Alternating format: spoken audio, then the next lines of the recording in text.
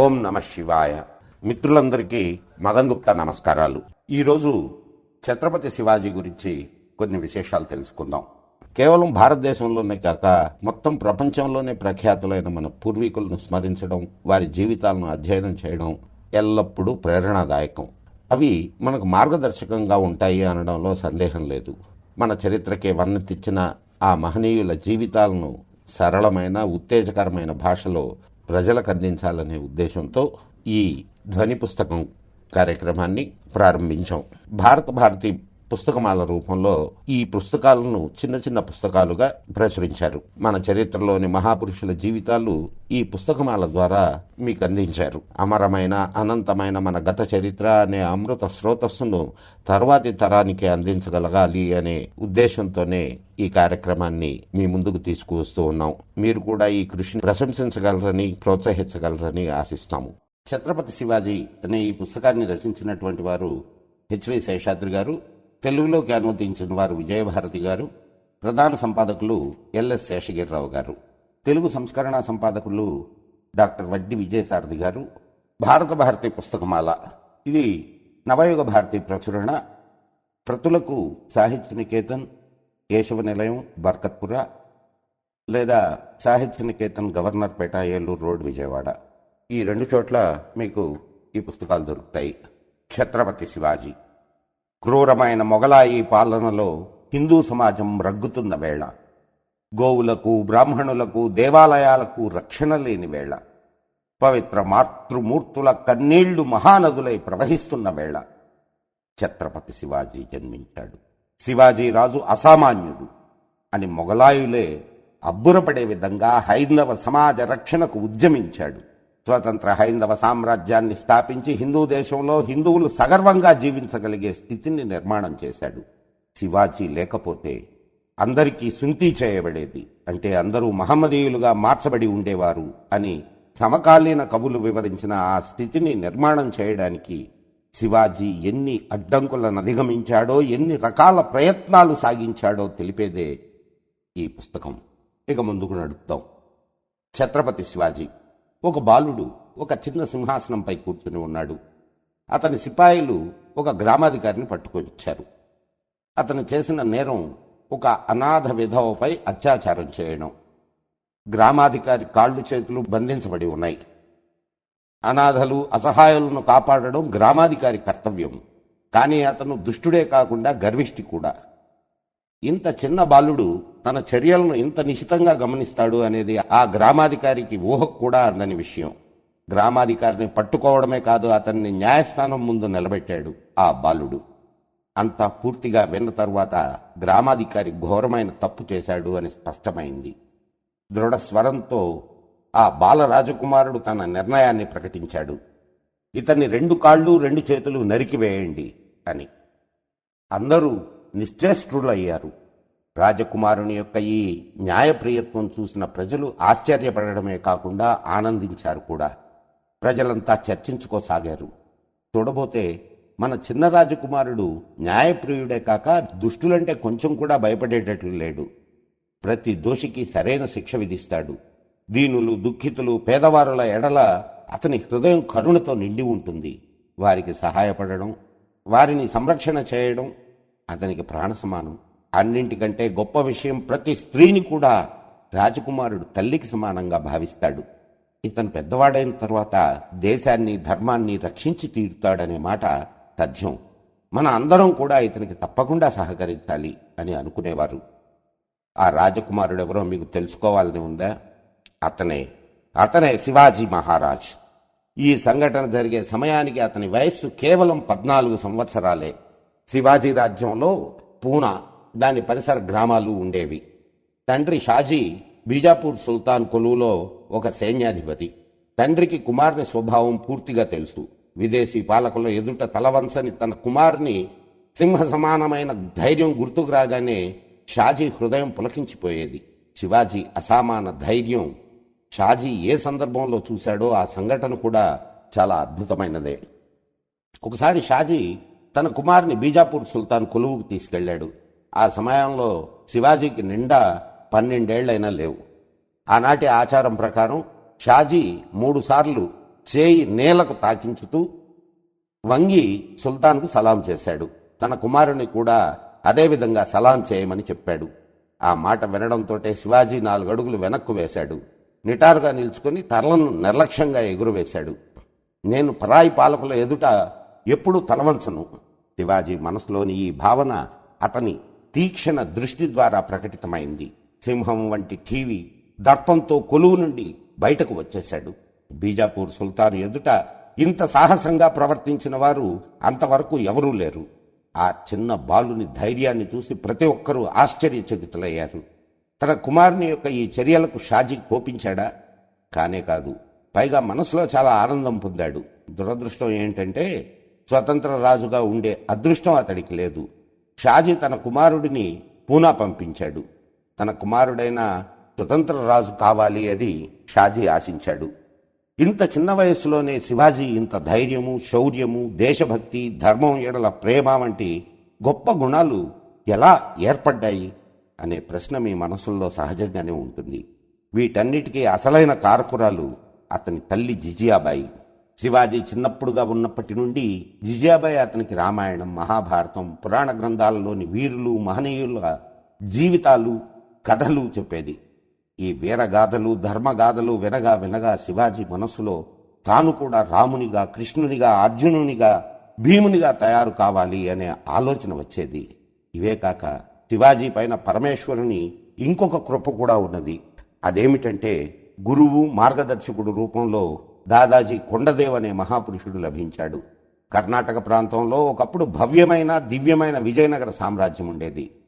దాని కథలు అప్పుడప్పుడు శివాజీ వినడం తటస్థించేది. ఈ కథలు కూడా శివాజీకి స్ఫూర్తినిచ్చాయి. శివనేరి అదృష్టం. క్రీస్తు శకం 1630వ సంవత్సరంలో శివనేరి దుర్గంలో శివాజీ జన్మించాడు. ముందు ముందు సాధించబోయే దుర్గముల విజయానికి ఇక్కడ నుండే తన రాజ్యాన్ని సుస్థిరం చేయదలుచుకున్నాడు. అందుకు నాంది వాచకంగా కేవలం 16 సంవత్సరాల వయస్సులోనే ఒక కోటను జయించాడు.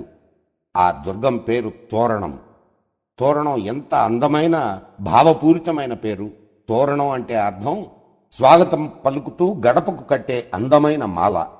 తోరణ దుర్గం జయించడం ద్వారా శివాజీ స్వరాజ్యానికి మంగళప్రద స్వాగతం పలికాడు. పరమ పవిత్రమైన కాషాయ ధ్వజం తోరణ దుర్గంపై ఎగురసాగింది. స్వరాజ్యానికి పునాది అయిన ఆ దుర్గాన్ని అనేక విధాల పటిష్టమునర్చవలసినదని సైన్యాన్ని ఆదేశించాడు. ఆ దుర్గంలో త్రవ్వకాలు మొదలుపెట్టినప్పుడు బంగారు నాణేలతో నిండిన పాత్రలు లభించాయి. లక్ష్మీదేవి స్వరాజ్యలక్ష్మికై పంపిన బహుమానం ఇది అని అనిపించడం లేదు. ఆశ్చర్యకరమైన విషయం ఏమిటంటే అక్కడ పనిచేస్తున్న ఆ పేద పనివారుల మనసులో ఆ బంగారం కోసం ఒక్క క్షణమైన వ్యామోహం కలగలేదు. ఆ నిధి మొత్తం వారు శివాజీ ముందుకు తీసుకువెళ్లారు. స్వరాజ్యం కోసం చేయవలసి ఉన్న యుద్ధానికి దేవుడే ఆ ధనం పంపాడని వాళ్ళు తరలించారు. అందుకే దానిని తాకనైనా తాకకుండా తమ స్వామికి ఇచ్చేశారు. తోరణ దుర్గ విజయం తర్వాత శివాజీ ఒకదాని తర్వాత ఒకటిగా దుర్గాలను జయించసాగాడు. శివాజీ విజయ వార్తలు బీజాపూర్ సుల్తాన్ చెవులకు తాకాయి. శివాజీ యొక్క ఈ దిగ్విజయాలను అడ్డుకునేందుకు సుల్తాన్ ఒక పన్నాగం పన్నాడు. షాజీని ఖైదు చేశాడు. షాజీని బందీగృహంలో చిత్రహింసలు పెడుతున్నట్లు, శిరశ్ఛేదనం చేయబోతున్నట్లు వార్తలు శివాజీకి చేరాయి. ఇక్కడ స్వతంత్ర రాజ్య స్థాపన ఆనందంలో ఉన్న శివాజీకి ఈ వార్త వజ్రాఘాతంగా తగిలింది. అతని తల్లి జిజియాబాయి మనసును ఈ వార్త వికలం చేసింది. తన సౌభాగ్యాన్ని యముడు లాగివేసుకుంటున్నట్లు అనిపించింది. దీనితో పాటు మరో 2 విచారకరమైన వార్తలు చేరాయి. ఒకటి, ఫతేఖాన్ అనే పేరు గల బీజాపూర్ సర్దారు పెద్ద సైన్యంతో శివాజీపై దండెత్తడానికి బయలుదేరాడు. రెండవది, ఫరాద్ ఖాన్ అనే మరో బీజాపూర్ సర్దార్ శివాజీ సోదరుడైన సంభాజీని బంధించేందుకు పంపబడ్డాడు. శివాజీని నయానా భయానా అదుపులోకి ఉంచడానికి పన్నాగం పన్నారు. ఈ విధంగా చేయడం వల్ల శివాజీ తన చర్యలన్నిటినీ మానివేసి లొంగిపోతాడు అని బీజాపూర్ సుల్తాన్ తలచాడు. శివాజీ లొంగకపోయినా, పోరాటాలు ఆపకపోయినా అతని తండ్రి ప్రాణాలకు ముప్పు ఏర్పడుతుంది. శివాజీ చాలా కలత చెందాడు. ఏం చేయాలో ఏం చేయకూడదో అతనికి అర్థం కావడం లేదు. ఈ క్లిష్ట పరిస్థితుల్లో అతని భార్య సయీబాయి తగిన ఉపాయాన్ని చెప్పింది. సయీబాయికి అప్పుడు కేవలం 14 సంవత్సరాలే. ఈ చిన్న విషయానికి మీరింతగా ఆలోచించడం దేనికి? శత్రువును నాశనం చేయండి, అప్పుడు మీ తండ్రి విముక్తుడవడమే కాక స్వరాజ్యం కూడా సిద్ధిస్తుంది. తయిబాయి నిజమైన వీరపత్ని. శివాజీ వెంటనే నిర్ణయం తీసుకున్నాడు. పురందర్ దుర్గం బీజాపూర్ సుల్తాన్ అధీనంలో ఉన్నది. స్నేహపూరిత వాక్యాలతో ఆ దుర్గాధిపతి హృదయాన్ని గెలుచుకుని శివాజీ తన సైన్యాన్ని ఆ దుర్గంలో ఉంచాడు. ఫతేఖాన్ సైన్యంతో చేరగానే పురందర్ కోటలోని శివాజీ సైన్యం గొరిల్లా యుద్ధ రీతిలో దాడి చేసింది. స్వరాజ్య స్థాపన పోరాటానికి ఇది మొదటి పరీక్ష. పరాక్రమవంతమైన శివాజీ సైన్యం దాడికి ఫతేఖాన్ ఓడిపోయి యుద్ధభూమి వదిలి పారిపోయాడు. మరోపక్క శంభాజీ ఫరాద్ ఖాన్ని ఓడించాడు. యుద్ధాల్లో విజయమైతే పొందగలిగాడు, కానీ తండ్రిని ఎలా కాపాడుకోవాలా అని శివాజీ విచారించసాగాడు. అనుకోకుండా అతని మనసులో మెరుపులా ఆలోచన ఒకటి వచ్చింది. శత్రువు వేసే ఎత్తుకు పై ఎత్తు వేయటంలో శివాజీ దిట్ట. ఆ సమయంలో ఢిల్లీని షాజహాన్ పరిపాలిస్తున్నాడు. శివాజీ అతనికి ఒక ఉత్తరం రాశాడు. నా తండ్రిని బీజాపూర్ సుల్తాన్ కారాగృహంలో బందీ చేశాడు. అతనిని విడుదల చేసే పక్షంలో నేను నా తండ్రి మీ సేవలోకి రావడానికి సిద్ధంగా ఉన్నాము. బీజాపూర్ సుల్తాన్కి ఈ లేఖ విషయం తెలిసింది. చాలా కాలం నుండి ఢిల్లీ పాదుషా బీజాపూర్పై దండెత్తడానికి ప్రయత్నంలో ఉన్నాడనే విషయం బీజాపూర్ సుల్తాన్కు తెలుసు. ఈ సమయంలో పాదుషా దండెత్తి వస్తే తన పరిస్థితి ఏమవుతుంది అనే విషయం ఊహకు రాగానే అతడి గుండె గుబేల్మంది. వెంటనే షాజీని రాజమర్యాదలతో విడుదల చేశాడు. ఈ విధంగా శివాజీ తన పరాక్రమాన్ని, బుద్ధి చాతుర్యాన్ని ఉపయోగించి స్వరాజ్య స్థాపనలో ఎదురైన మొదటి సంకట పరిస్థితులను అధిగమించాడు. 18 సంవత్సరాల వయస్సుకే శివాజీ కొండాణ, పురంధర్, ప్రతాప్గఢ్, రాజ్గఢ్, చాకణ మొదలైన 40 దుర్గాలు వశపరుచుకుని వానిపై భగవద్ధ్వజాన్ని ఎగురవేశాడు. ఈ సమయంలోనే దేశం పశ్చిమ భాగంలో ఆంగ్లేయులు, పోర్చుగీసు వారు తిష్ట వేసుకుని కూర్చుంటున్నారు. ఈ విదేశీయులు ఎప్పటికైనా భారతదేశాన్ని సంకట పరిస్థితుల్లోకి తీసుకువస్తారని శివాజీ ముందే ఊహించాడు. వీరి నుండి దేశాన్ని రక్షించుకోవడానికి సముద్ర తీర ప్రాంతాల్లో దుర్గాల నిర్మాణం ప్రారంభించాడు. యుద్ధానికి ఉపయోగపడే నౌకలను, నావికా దళాన్ని ఏర్పాటు చేశాడు. విదేశీ శక్తుల వలన రాబోయే ఆపదను ముందుగానే పసికట్టారు. వారి దాడులను తిప్పికొట్టేందుకు తగిన రక్షణ వ్యవస్థను ఏర్పాటు చేశాడు శివాజీ. ఇది శివాజీ గొప్ప దూరదృష్టికి ప్రత్యక్ష నిదర్శనం. శత్రువుల కాలం. శివాజీ స్వరాజ్య నిర్మాణంలో సఫలీకృతుడు అవుతూ ఉండడం చూసి ఆదిల్ షా మనస్సు వ్యాకులపడసాగింది. నిస్సత్తువ ఆవరించింది. శివాజీ నిన్న ఆ కోట గెలిచాడు, ఈరోజు ఈ కోటను గెలిచాడు అనే వార్తలు రోజూ అతనికి చేరసాగాయి. సుల్తాన్కి ఉలియా బేగం అనే సవతి తల్లి ఉంది. శివాజీని విషసమానంగా చూసేది. పేరు పొందిన వీరులందరినీ పిలిచి ఆమె ఒక సభ ఏర్పాటు చేసింది. శివాజీని బంధించగల ధైర్య సాహసాలున్న వీరుడెవరైనా ఉంటే ముందుకు వచ్చి ఈ ఖడ్గాన్ని తీసుకోండి అని ఆహ్వానించింది. దర్బారు మధ్యలో పట్టు వస్త్రంతో కప్పబడిన ఖడ్గమున్నది. 7 అడుగుల భారీ విగ్రహం కలిగిన దృఢకాయుడైన సేనాధిపతి లేచి నిలబడ్డాడు. ముందుకు వచ్చి దాన్ని ఎత్తి పట్టుకున్నాడు. అతని పేరు అఫ్జల్ ఖాన్. ఆదిల్ షా దర్బార్లో ముఖ్యమైన సేనాధిపతుల్లో ఒకడు. ఎంత పరాక్రమవంతుడో అంతటి మోసగాడు, క్రూరుడు. 25,000 మందితో కూడిన బలిష్టమైన సైన్యాన్ని వెంట తీసుకుని అతడు శివాజీపైకి బయలుదేరాడు. మొట్టమొదట అఫ్జల్ ఖాన్ తుల్జాపూర్లోని దేవీ మందిరాన్ని ధ్వంసం చేశాడు. తుల్జాపూర్ భవానీ శివాజీ కులదేవత. అఫ్జల్ ఖాన్ తన చేతులతోనే స్వయంగా విగ్రహాన్ని ముక్కలు చేశాడు. అదేవిధంగా పండరీపురంలోని విఠల్ని విగ్రహాన్ని కూడా ధ్వంసం చేశాడు. ఖాన్ సాగిస్తున్న అత్యాచారాలు, దురాగతాలు శివాజీకి చేరుతూనే ఉన్నాయి. శివాజీ దుర్గాల్లో, అరణ్యాల్లో ఉన్నంత కాలం అతన్ని పట్టుకోవడం సులభం కాదని ఖాన్కి తెలుసు.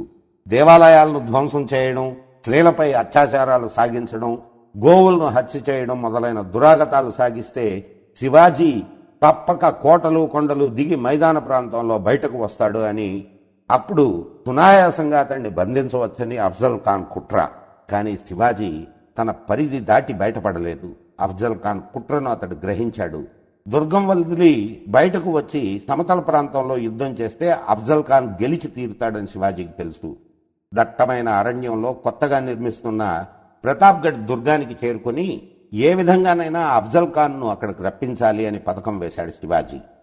ఈ సమయంలో శివాజీకి భవానీమాత స్వప్నంలో సాక్షాత్కరించి నీ విజయం తథ్యమని దీవించింది. ఎలాగైనా శివాజీని ప్రతాప్గఢ్ నుండి మైదానంలోకి తీసుకురావాలి అని అఫ్జల్ ఖాన్ ఒక రాయబారిని శివాజీ వద్దకు పంపాడు. ఆ దూతకు అనేక రహస్య సూచనలు ఇచ్చి పంపాడు. శివాజీని చేరుకున్న ఆ దూత అతి వినమ్రంగా, ఖాన్ సాహబ్ మీ తండ్రికి మంచి స్నేహితుడు, అతను మీకే విధమైన ఇబ్బంది కలగనీయడు, మీరు వచ్చి అతన్ని కలవండి అని పలికాడు. శివాజీ మరింత తెలివిగా ఉత్తరం ఒకటి వ్రాసి తన దూత ద్వారా ఖాన్ వద్దకు పంపాడు. ఆ లేఖలో, మీరు నాకు పినతండ్రితో సమానం, నా వలన జరిగిన తప్పులను క్షమించండి, మీరు ప్రతాప్గఢ్కి వచ్చి నన్ను ధన్యుణ్ణి చేసి పాదుషా వద్దకు నన్ను తీసుకువెళ్ళండి అని వ్రాసి పంపాడు. శివాజీ లేఖలో కనిపించిన భయాన్ని గమనించి ఖాన్ చాలా ఆనందించాడు. శివాజీ దూత చాలా యుక్తిపరుడు. వాడు ఖాన్ ధైర్య సాహసాల్ని పదే పదే పొగుడుతూ శివాజీ పిరికివాడన్నట్లుగా పదే పదే వర్ణించాడు. ఖాన్ చాలా సంబరపడ్డాడు. ఖాన్ తన పరివారంతో ఆ అడవి ప్రాంతానికి చేరుకున్నాడు. ప్రతాప్గఢ్ దుర్గం కింది భాగంలో గుడారాలతో మజిలీ నిర్మించుకున్నాడు. అఫ్జల్ ఖాన్ కు శివాజీకి మధ్య సంధి కుదుర్చుకునేందుకు నిర్ణయం జరిగింది. శివాజీ అమితంగా భయపడుతున్న కారణంగా అఫ్జల్ ఖాన్ శివాజీని ఏకాంతంగా కలుసుకునేటట్లు, వారిరువురి అంగరక్షకులు దూరంగా నిలబడి ఉండేటట్లు నిర్ణయం జరిగింది. తెల్లవారితే సమావేశం జరగవలసి ఉంది. ఆ రోజు రాత్రి శివాజీ మిత్రులకు కంటి మీద కునుకు రావడం లేదు. నేతాజీ, తానాజీ, కన్హోజీ తదితర శివాజీకి అత్యంత విధేయులైన సేనాధిపతులు తమ తమ సైన్యాలను తీసుకుని దుర్గం కింది భాగంలోని అడవిలో పొంచి ఉన్నారు. వారు దాడికి సిద్ధంగా ఉన్నారు. దుర్గం నుండి ఫిరంగి శబ్దం వినబడగానే ఖాన్ సైన్యంపై దాడి చేయాలి అని వారికి ముందుగానే సూచన ఇవ్వబడింది. రాత్రి గడిచింది. సూర్యుడు ఉదయించాడు. కాలకృత్యాలను తీర్చుకుని శివాజీ ఈశ్వర పూజ కావించాడు. తలకు శిరస్త్రాణాన్ని, శరీరానికి ఇనుప కవచాన్ని ధరించి భవానీ ప్రసాదితమైన ఖడ్గాన్ని తీసుకుని ఎడమ చేతికి పులిగోళ్లు ధరించి భవానీమాతను స్మరించుకుంటూ దుర్గం కింద ఉన్న అఫ్జల్ ఖాన్ని కలవడానికి బయలుదేరాడు. సమావేశ స్థలం అరణ్యం మధ్యలో ఉన్నది. అఫ్జల్ ఖాన్ శిబిరం నుండి ఆ స్థలం కనపడదు. సమావేశ స్థలం నుండి అఫ్జల్ ఖాన్ శివాజీ దిగిరావడం గమనించాడు. అతడు లోపల ప్రవేశించగానే ఖాన్ లేచి నిలబడ్డాడు. ఒక్క క్షణం ఇద్దరి కళ్ళు కలుసుకున్నాయి. ఖాన్ తన పొడవైన బాహువులు శివాజీ వైపు సాచాడు. శివాజీ అతని ఆలింగనంలోకి వెళ్ళాడు. ఖాన్ తన ఎడమ చంకలో శివాజీ మెడను ఇరికించుకున్నాడు. శివాజీకి అది సాక్షాత్తు మృత్యు కౌగిలిలా ఉంది. కానీ శివాజీ ఎడమ చేయి బయట ఉంది. దానికి పులిగోళ్లు ఉన్నాయి. శివాజీ తన పులిగోళ్లతో ఖాన్ పొట్టపై ఒక్క దెబ్బ గట్టిగా వేశాడు. పులిగోళ్లు పొట్టలోకి దిగి ఉంటాయి. ఊహించని గట్టి దెబ్బ సున్నితమైన చోట తగలడంతో ఖాన్కి కళ్ళు బైర్లు కమ్మాయి. పట్టు తప్పింది. శివాజీ అతని కౌగిలి నుండి బయటపడ్డాడు. ఖాన్ తేరుకుని కత్తితో ఎదురు దెబ్బ వేయగా దానికి శివాజీ శిరస్త్రాణం అడ్డుకుంది. శివాజీ ఒక్కసారి ఎగిరి తన ఖడ్గంతో ఖాన్ శిరస్సును నేల మీద పడేటట్లు తెగ నరికాడు. తన ఖడ్గానికి అఫ్జల్ ఖాన్ శిరస్సును తగిలించి శివాజీ దుర్గాన్ని ఎక్కసాగాడు. ఆ క్షణంలో ఆకాశం దద్దరిల్లేటట్లు ఫిరంగుల శబ్దం మోగసాగింది. ఖాన్ సైన్యం మత్తులో మునిగి ఉంది. జరుగుతున్న పరిస్థితి వారు గ్రహించలేకపోయారు. శివాజీని ఖాన్ బంధించి ఉంటాడని వారు అనుకోసాగారు. శివాజీ సైన్యం అకస్మాత్తుగా వారిపై చిరుతపులుల్లా లంఘించారు. తుల్జా భవానీకి జరిగిన అవమానానికి పూర్తి ప్రతీకారం తీర్చుకున్నారు. ఖాన్ సైన్యం పూర్తిగా ధ్వంసం అయింది. మరలా శివాజీనే విజయం వరించింది. శివాజీ తన తల్లి జిజియాబాయికి బహుమానం ఒకటి పంపాడు.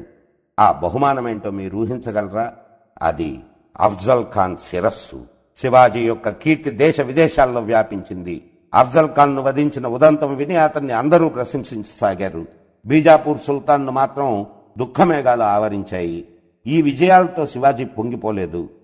కాల్చిన ఇనుమును కావలసిన విధంగా మలుచుకునేటట్లు అదే ఊపుతో చుట్టుపక్కల ఉన్న అనేక దుర్గాలను వశపరుచుకోవడం మొదలుపెట్టాడు.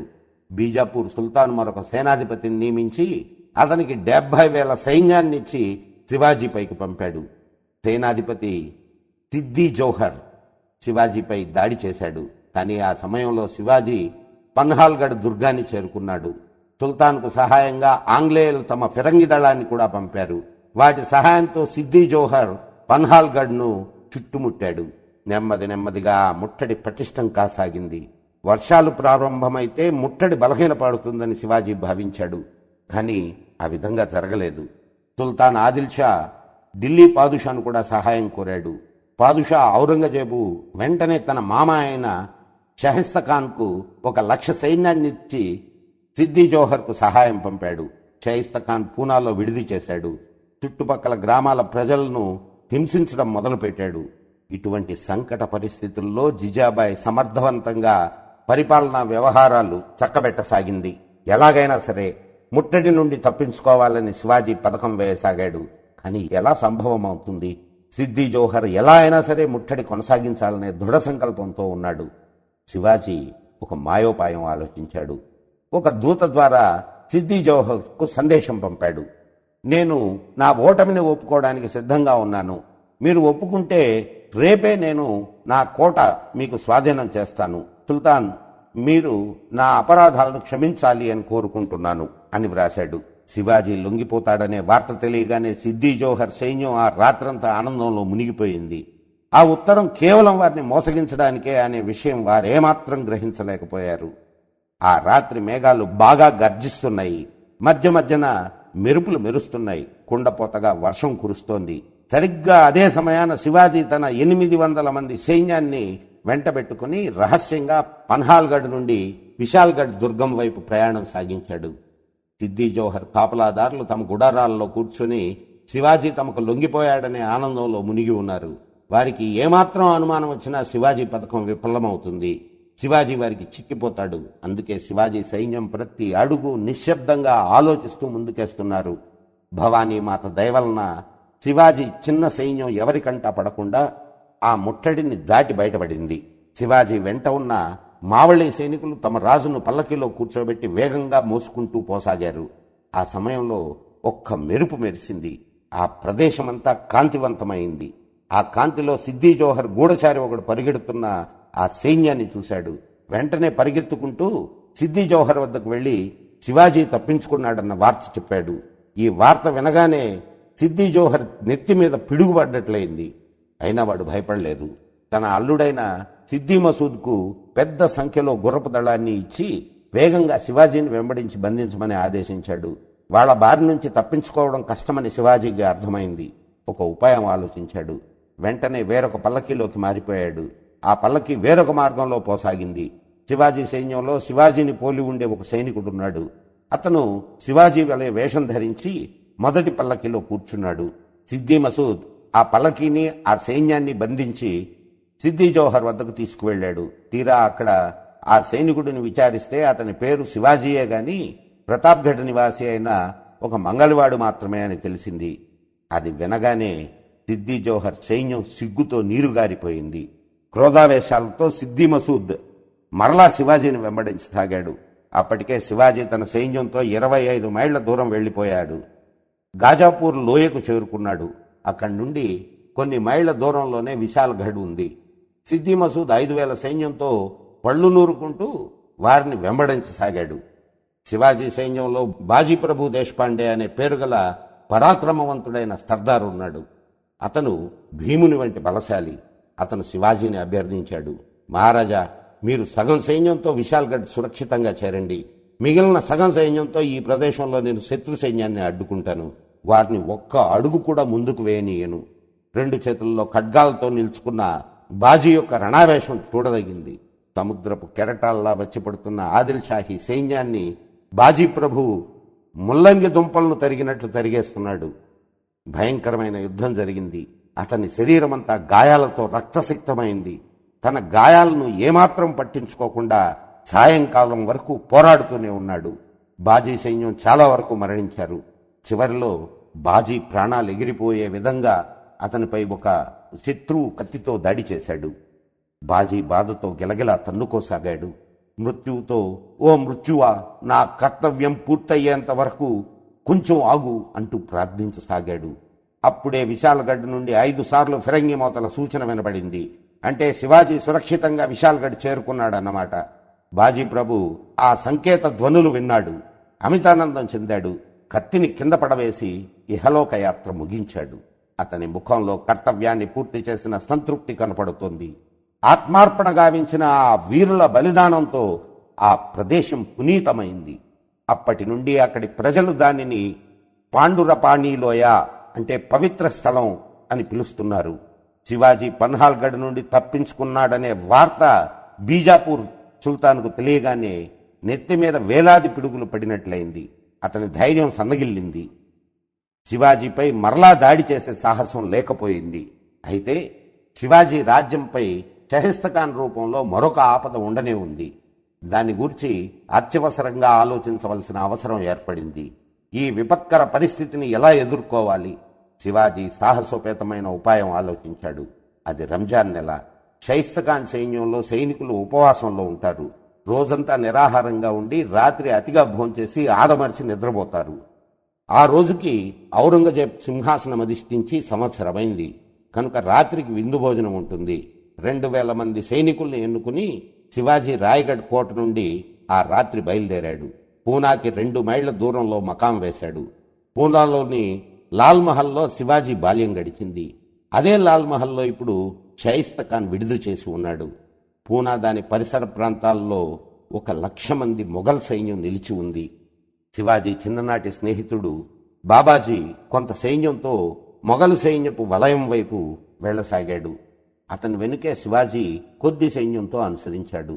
ఇద్దరూ ఒకరితో ఒకరు మాట్లాడుకుంటూ సామాన్య సైనికుల్లా మొఘల్ సైన్యపు వలయంలో ప్రవేశించారు. కాపలాదారులు ఆపగా ఏమాత్రం తడబడకుండా, మేము గస్తీ తిరిగే సైనికులం, మా కాపలా సమయం అయిపోయింది, ఇప్పుడు మా నివాసం వైపు వెళ్తున్నాం అని నమ్మబలికారు. కాపలా వారికి నమ్మకం కలిగింది. అందరూ లోపలికి వెళ్లిపోయారు.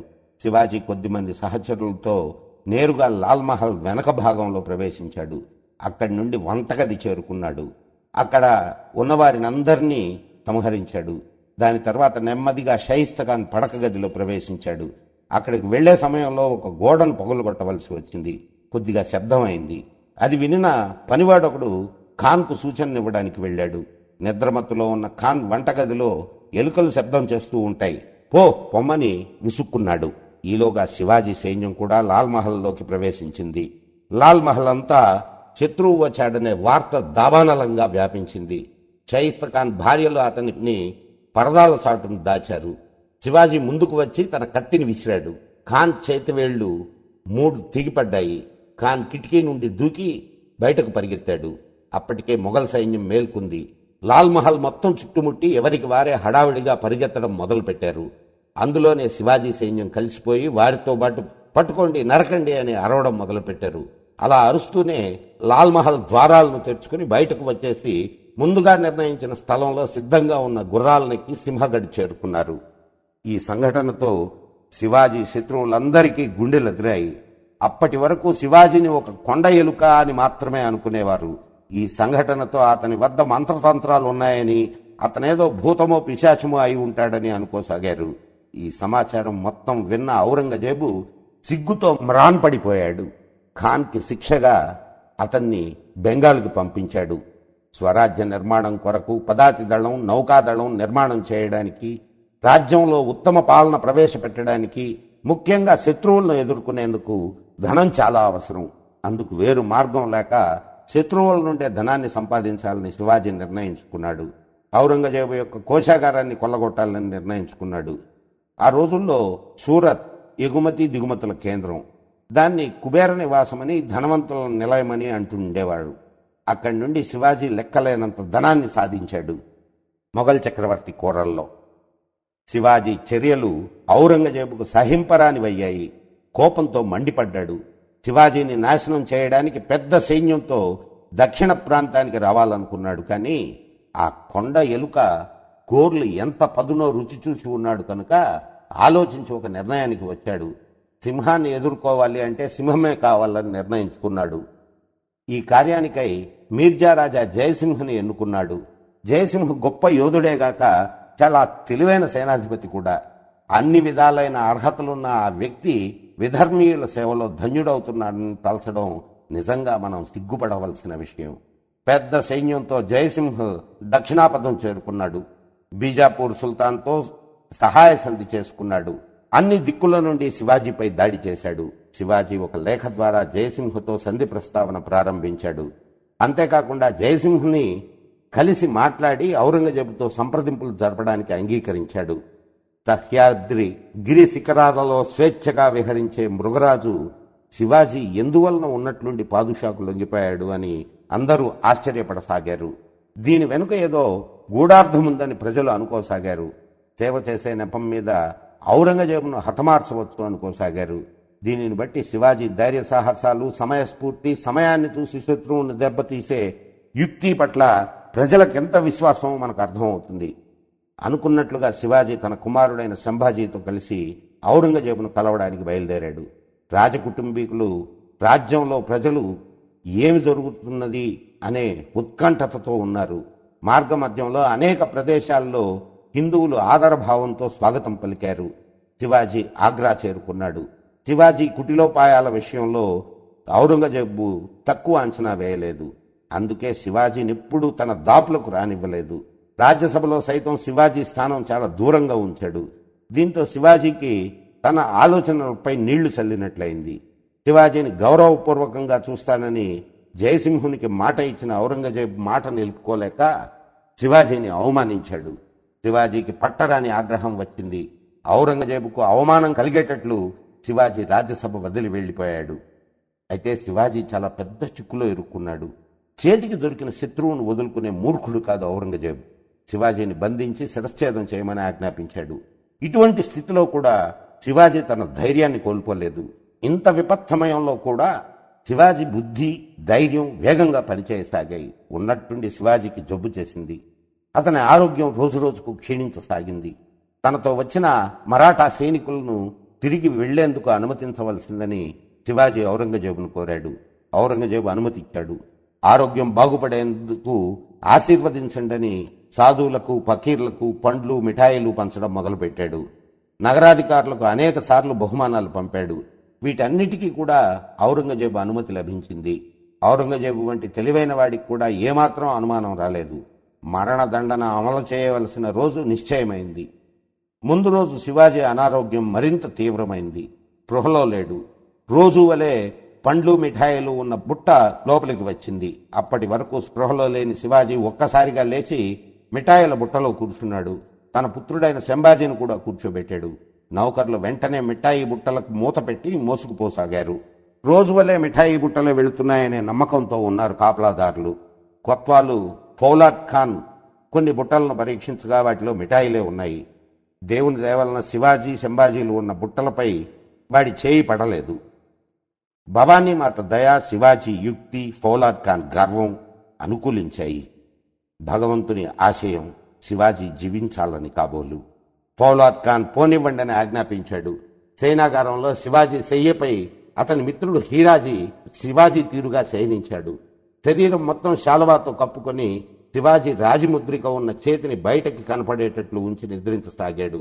ఏమీ తెలియని అమాయకుని వలె మదారి మొహతార్ అనే 16 సంవత్సరాల బాలకుడు శివాజీ కాళ్ళు చేతులు నొక్కుతున్నాడు. ఫౌలాద్ ఖాన్ మధ్య మధ్యలో వచ్చి తొంగి చూసి శివాజీ ఆరోగ్యం గురించి వాకపు చేసుకుని వెళ్తున్నాడు.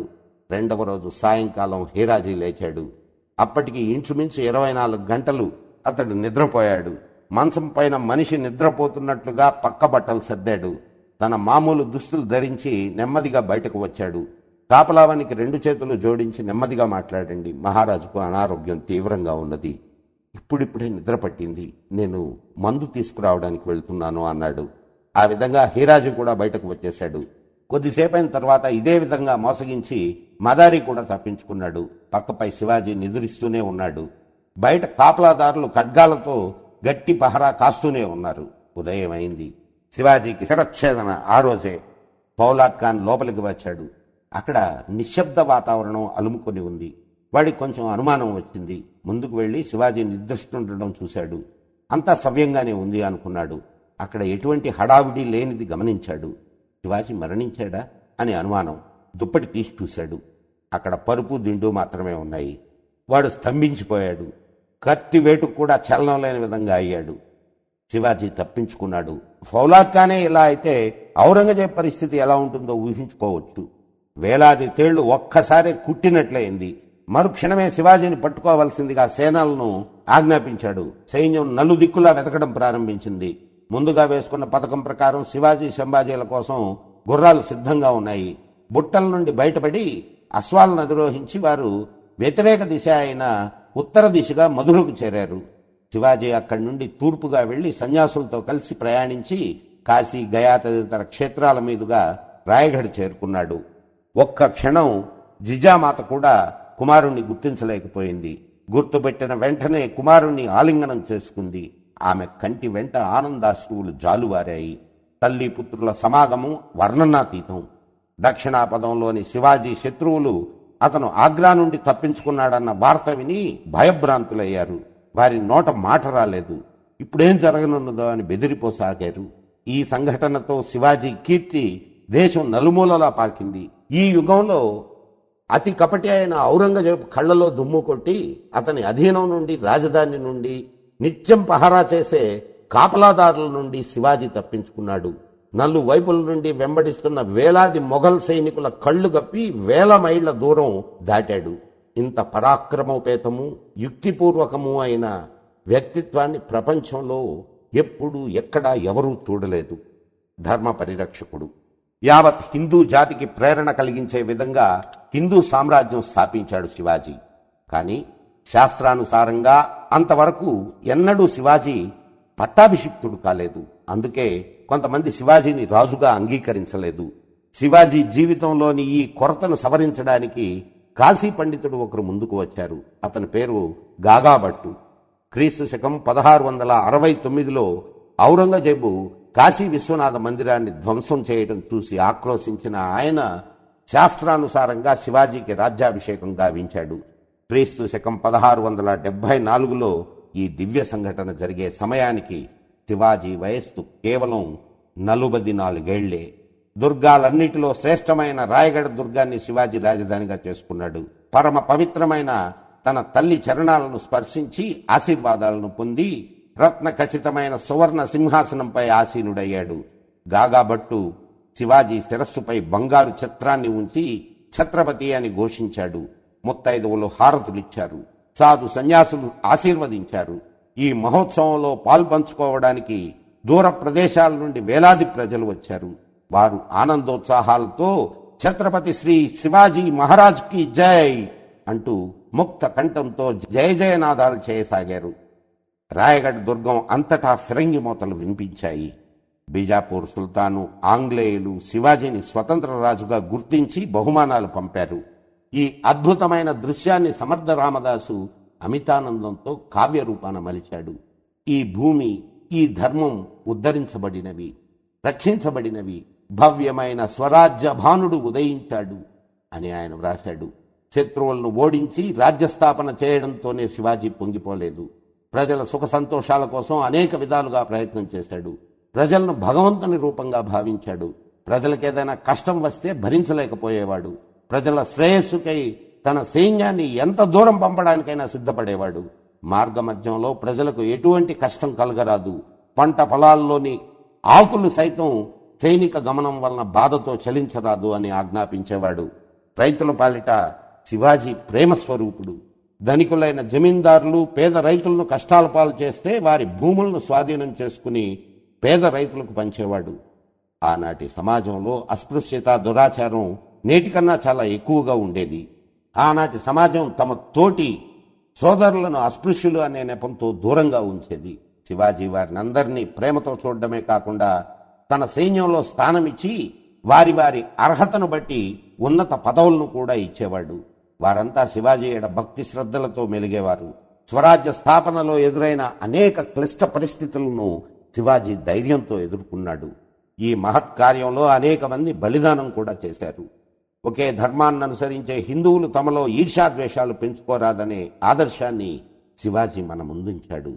తన ప్రజలందరినీ విద్యావంతులను చేయాలని శివాజీ అభిలాష. ఆ సమయంలో సంస్కృత భాష తన ఉన్నత స్థానం కోల్పోయింది. పార్సీ భాష విశేష ప్రచారంలో ఉంది. పార్సీ భాష స్థానంలో శివాజీ సంస్కృత భాషను పునఃస్థాపించాడు. ఆ రోజుల్లో అనేక మంది హిందువులు బలవంతంగా ముస్లిం మతంలోకి మార్చబడేవారు. వారికి తిరిగి హిందువులుగా మారాలనే కోరిక ఉండేది. కానీ హిందూ సమాజం వీరిని స్వధర్మంలోకి తిరిగి రావడానికి అనుమతించేది కాదు. శివాజీకి ఇది నచ్చలేదు. కులీఖాన్గా మార్చబడిన నేతాజీ పాల్కర్ను శుద్ధి కార్యక్రమం ద్వారా మరలా హిందూ ధర్మంలోకి ఆహ్వానించాడు. సముద్ర ప్రయాణం ఆనాడు నిషేధంలో ఉండేది. ఈ మూర్ఖవాదాన్ని శివాజీ వ్యతిరేకించాడు. స్వయంగా సముద్ర యుద్ధాలు చేయడమే కాక నౌకా సైన్యాన్ని కూడా తయారు చేశాడు. అవినీతి పరులు, దేశద్రోహులంటే శివాజీకి పరమ ఆగ్రహం కలిగేది. మాతృదేశానికి ద్రోహం చేసేవారిని క్షమించేవాడు కాదు. తన స్వంత కుమారుడనైనా శిక్షించడానికి వెనుకాడేవాడు కాదు శివాజీ. శివాజీ సైన్యానికి శివాజీ న్యాయానికి మారుపేరు. బంధువర్గం వారైనా సరే పక్షపాతం చూపేవాడు కాదు. సద్బుద్ధి కలవారిని, బాధ్యత నెరిగిన వారిని శివాజీ సదా ప్రోత్సహించేవాడు. వారికి ఉన్నత పదవులను కల్పించాడు. దీనికి ఫలితంగా శివాజీ రాజ్యంలో సద్గుణవంతుల సంఖ్య పెరిగింది. స్వార్థపరులకు ఆ రాజ్యంలో స్థానం లేదు. ఈ విధంగా శివాజీ అన్ని రంగాలలోనూ అద్భుతమైన మార్పులు సాధించాడు. శివాజీ స్వరాజ్య నిర్మాణం గురించిన ఈ కథ మన ఒళ్ళు పులకరింపజేస్తుంది. ఇది చదువుతుంటే శివాజీని ఆదర్శంగా అనుసరించాలని మనకు పదే పదే అనిపిస్తుంది. మన మనసుల్లో ఈ భావన ఎందుకని ఉదయిస్తుంది? ఎందుకంటే శివాజీ దేశం కోసం, ధర్మం కోసం అనేక కష్టాలు సహించాడు. తన ప్రాణాలను సైతం లెక్క చేయలేదు. ఎన్నోసార్లు మృత్యువుకు దగ్గరగా వెళ్ళాడు. ఆఖరి క్షణం వరకు దేశం, ధర్మం కోసమే ఆలోచించేవాడు. 300 సంవత్సరాల తరువాత నేడు కూడా ఆ మహాపురుషుని క్షణమాత్రం తలుచుకుంటే చాలు, మనలో నూతనోత్తేజం మేలుకుంటుంది. నమస్కారం మిత్రులారా, మరో గొప్ప వ్యక్తి జీవిత చరిత్రతో మీ ముందుకు మీ మదన్ గుప్తా. ఓం నమః శివాయ.